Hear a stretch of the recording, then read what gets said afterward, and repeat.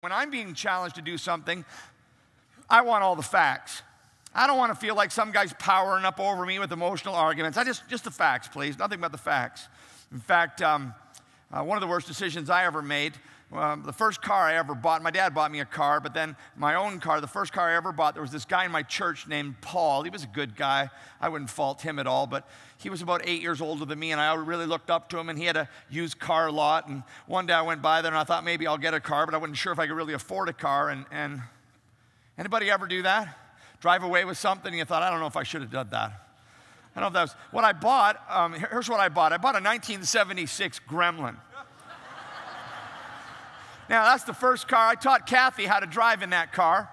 I'll never forget the first time her and I were out, and I was in the passenger seat, and she was driving. I said, honey, we need to get some gas. And so she pulled into the gas station, and I said, no, we're just a little off with the gas tank. You're going to need to back up a bit. Before I could even get the words to my mouth, she slammed in reverse, caught the Gremlin car door on a gas pump, twisted it right around, bashed in the fender.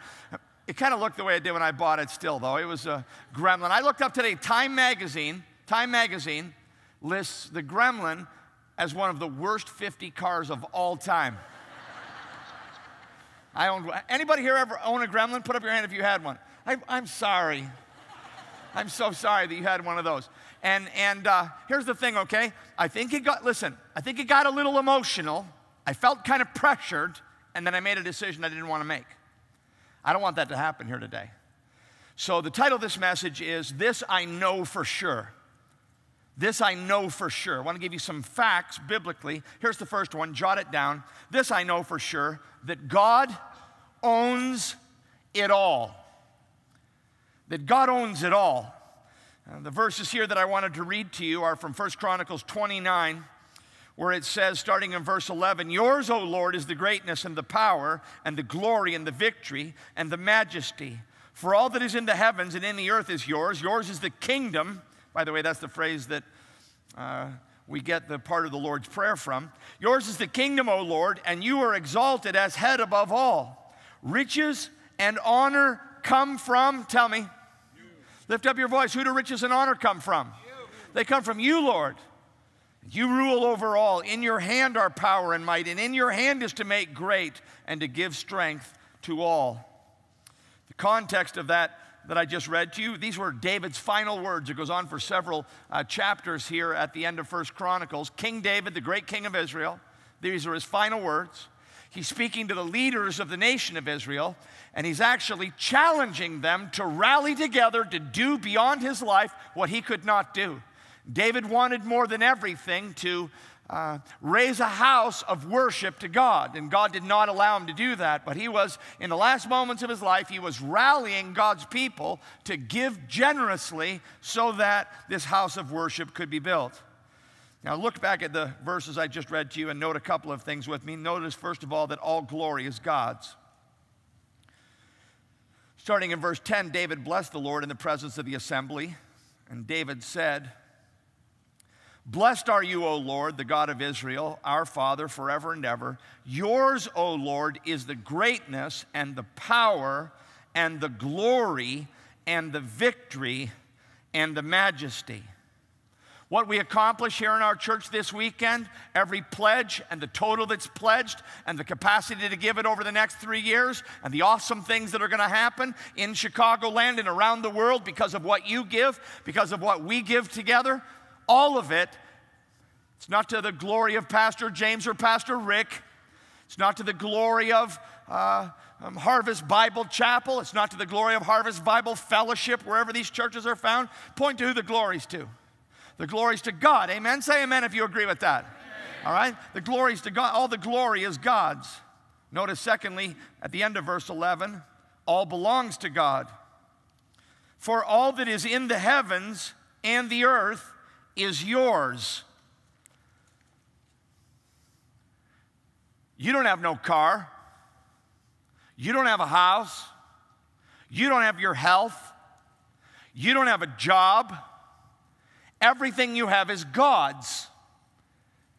Life starts to make a lot more sense when you embrace that reality. What do you have that you did not receive? And if you've received it, why would you boast as though you've not received it, Paul said. Okay? Everything I have is God's. 1 Corinthians 6, 19 and 20 says, you are not your own. You don't even own yourself. Man, my house, my car, my job, my income. Hold up the universal symbol for what Christians own. We own nothing. We own nothing. All that I am and all that I hope to be and all that I have and all of my family and all of it, it all belongs to God. Say that it all belongs to God. Say it. It's fun. Say it again. It all belongs to God. We're not coming here and pledging something to God. We're just allocating what already belongs to Him. This is an allocation decision. It all belongs to God. Notice all glory is God's, all belongs to God. And then notice toward the end of verse 11, all comes from God. Yours is the kingdom, O Lord, and you are exalted as head above all. Riches and honor come from you. Did you get that? Where do riches and honor come from? God. Riches and honor come from God. You rule over all.